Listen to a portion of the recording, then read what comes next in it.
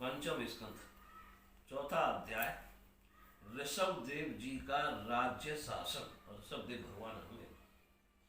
श्री सुखदेव जी कहते हैं, राजन नाभि नंदन के अंग जन्म से ही भगवान विष्णु के वज्र अंकुश आदि चिन्हों से युक्त थे। समता, शांति, वैराग्य और ऐश्वर्य आदि महाविभूतियों के कारण उनका प्रभाव दिनों दिन बढ़ता जाता था। यह देखकर मंत्री आदि प्रकट थी। वर्ग, प्रजा, ब्राह्मण और देवताओं की ये उत्कृष्ट अभिलाषा होने लगी कि ये ही पृथ्वी का शासन करें। उनके सुंदर और सुडौल शरीर, विपुल कीर्ति, तेज बल, ऐश्वर्य, यश, पराक्रम और शूरवीरता आदि गुणों के कारण महाराज नाभि ने उनका नाम ऋषभ श्रेष्ठ रखा। एक बार भगवान इंद्र ने ईर्ष्यावश उनके राज्य में वर्षा नहीं की। तब योगेश्वर भगवान ऋषभ ने इंद्र की मूर्खता पर हंसते हुए अपनी योग माया के प्रभाव से अपने वर्ष अजनाभ खंड में खूब जल बरसाया।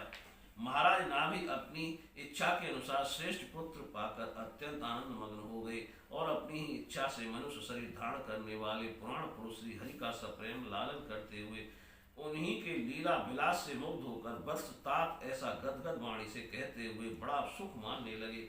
जब उन्होंने देखा कि मंत्रिमंडल, नागरिक और राष्ट्र की जनता ऋषभ देव से बहुत प्रेम करती है, तो उन्होंने धर्म मर्यादा की रक्षा के लिए राज्याभिषेक करके ब्राह्मणों की देख रेख में छोड़ दिया।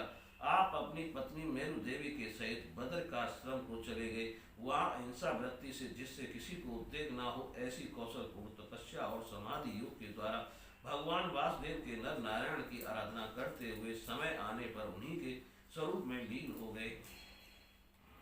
पांडुनंदन राजा नाभि के विषय में यह लोकोक्ति प्रसिद्ध है। राजर्षि नाभि के द्वारा कर्मों का आचरण दूसरा कौन पुरुष कर सकता है?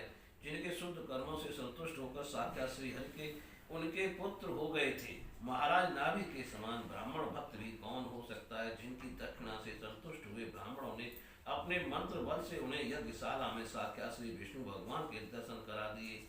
भगवान ऋषभ देव ने अपने देश अजनाभ खंड को कर्म भूमि मानकर लोक संग्रह के लिए कुछ काल गुरुकुल में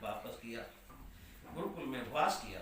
गुरुदेव को यथोचित दक्षिणा देकर गृहस्थ में प्रवेश करने के लिए उनकी आज्ञा ली।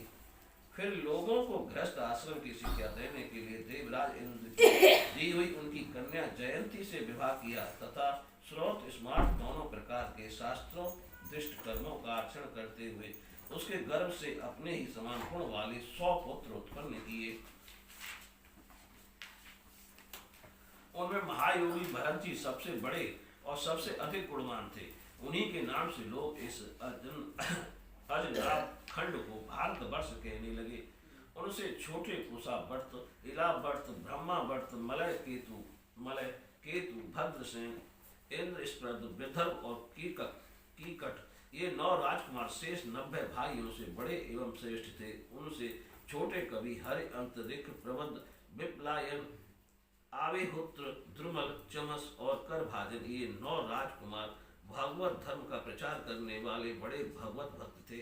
भगवान की मेहमानवान्वित और परम शांति से पूर्ण इनका पवित्र चरित्र हम नारद वासुदेव वंश संवाद के प्रसंग से आगे 81 स्कंद में कहेंगे। इनमें छोटे जयंती के 81 पुत्र पिता की आज्ञा का पालन करने वाले अति विनीत महान वेदज्ञ और निरंतर यज्ञ करने वाले थे। पुण्य कर्मों का अनुष्ठान करने से शुद्ध होकर ब्राह्मण हो गए थे।